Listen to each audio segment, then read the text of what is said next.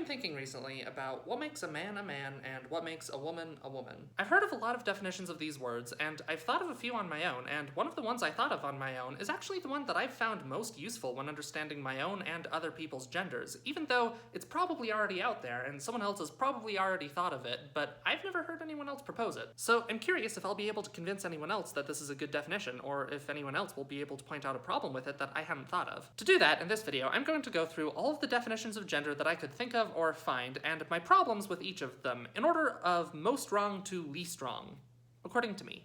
1.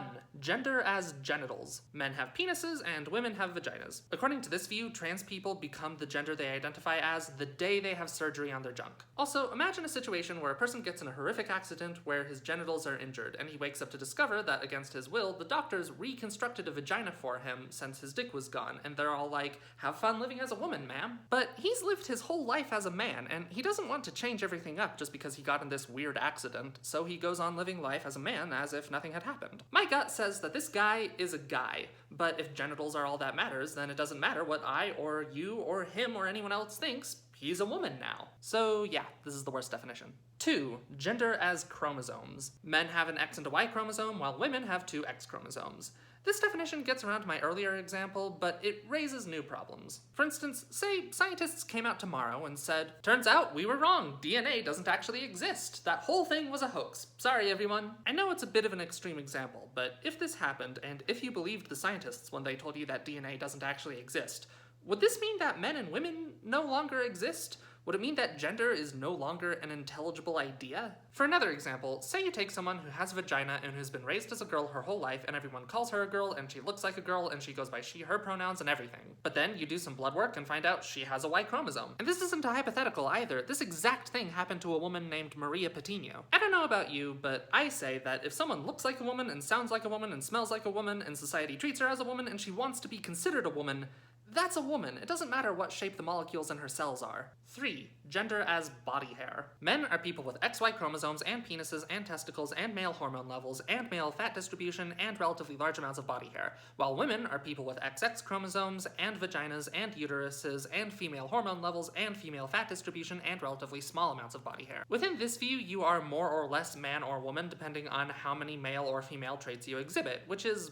relatively nuanced. But you might have noticed that up until this point, I've been speaking as if sex and gender are the same thing, and that's because lots of people believe that sex and gender are the same thing, and that what makes you a man or a woman has nothing to do with your brain and everything to do with your body. This view is internally consistent, but I would like to invite people who believe this to consider the following example. Imagine a woman named Sally who looks like a woman when you look at her. She has a dress and has long hair and everything, but she had to legally change her name to Sally. She has a penis. She has to shave her face regularly, and in general, she has to go to a lot of trouble to make herself look like a woman. Maybe I can't convince you that such a person is a woman, but I would at least like to advocate that if someone prefers to be referred to with she, her pronouns and with the name Sally just because it feels right and makes her feel good, then there isn't really that good of a reason to deny that to her, and it's at least polite to respect somebody's wishes about how you refer to them. If you're still not convinced, let me at least point out that there is something that Sally has in common with women and something that differentiates her from men,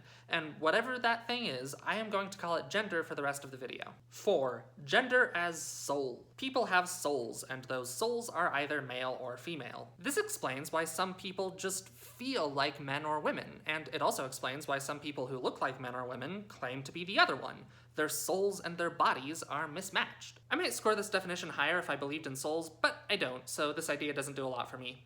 Still better than the other ideas so far, though. 5. Gender as objectification. Finally, we're getting into ideas that I agree with more than I disagree with, starting with probably the most feminism-oriented one. This one, advocated by Catherine McKinnon, basically asserts that gender is created by society when society tells us that men are naturally dominant while women are naturally submissive in all areas of life, but especially sexually. So if you've been told your whole life that you are naturally submissive and that you are an object for male desire, that is what makes you a woman. I'm honestly not sure what McKinnon would say about our example trans woman, Sally. Would she say that she's not a woman because she didn't experience misogyny growing up, or would she say that she is a woman because she does experience it now? Either way, I do think it might be helpful in some contexts to define womanhood on the basis of how society treats you. Like, people who get catcalled in the streets is a useful category in some situations. But imagine a transgender man who doesn't pass all that well. He can't hide his boobs, he can't grow facial hair, and everyone calls him ma'am no matter what he does. To me, it would feel very wrong to add to his struggles by saying that he's not really a man just because he can't get society to treat him the way he wants to be treated. 6. Gender as inner body. This view feels to me like something of an extension of number 3. Like, let's say that biological sex is a thing and that's defined by these two groups of characteristics. Gender is just which of these two groups of characteristics you would prefer to have. Men are people who are more comfortable with hairy chests, while women are more comfortable with protruding chests. Accordingly, trans people are just people who are biologically predisposed to have sexual characteristics that they would prefer not to have. This definition is okay, but let's bring Sally back for a second. Let's say, for the sake of the example, that although she vastly prefers for people to see her as a woman and for people to treat her like one, she is quite comfortable having a penis, thank you very much. I would say that she's still a woman, but this theory would suggest that she's not really a woman, or at least less of a woman, unless she has a burning desire to cut her dick off, which seems a bit extreme to me. 7. Gender as illusion. This view points out that men and women go to a fair amount of trouble to look different from each other and are raised from an early age to act differently, and this creates the impression that they're different on some basic, fundamental level. But they're not. There's nothing actually differentiating men and women besides how our society expects them to behave, and we know this because expectations for men and women vary dramatically across cultures. Gender, therefore, is nothing more than an illusion created by our society, and nobody is actually any gender. You might notice this view has a fair amount in common with number 5, with the slight twist that it argues that people aren't oppressed by society based on their genitals, so much as they're oppressed by society based on this fiction of the solid, inner, somewhat mystical inner gender. But my problem with it is basically the same as my problem with number 5. Gender is very clearly very real to some people. Some people go to great lengths to get society to categorize them one way or the other, and it seems very wrong to me to categorize people based on how society's already categorizing you, instead of based on how you want to be categorized. 8. Gender as performance. This one basically argues that gender is a cluster of behaviors, the same way number 3 argues that gender is a cluster of biological traits. These behaviors include anything that our society associates with men or women.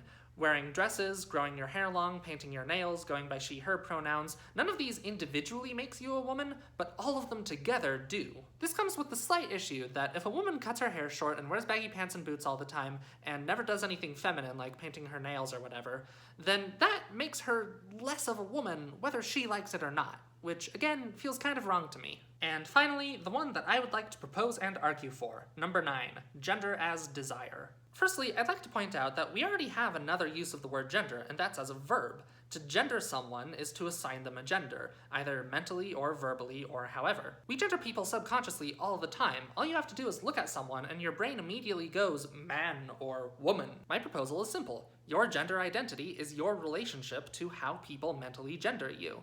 If you prefer to be gendered as a man, that makes you a man. And if you prefer to be gendered as a woman, that makes you a woman. And if neither of those unambiguously applies to you, that makes you non-binary. If you prefer to be gendered as a man in some circumstances and as a woman in other circumstances, that makes you bigender or genderqueer or something. And if you prefer not to be gendered at all, or if you don't care how people gender you, that makes you agender. You might note this doesn't discriminate based on why you want to be gendered the way you do. All that matters is that you do. So if you, like me, mostly identify as the gender you were brought up as out of convenience and habit, you don't need to consider yourself a gender going forward. I can't possibly be the first person to think of that, right? I don't know. At any rate, I'm curious what you guys think. What do you think of my definition? Do you see any problems with it? Do any of you believe in any theories of gender that I didn't mention? Let me know in the comments.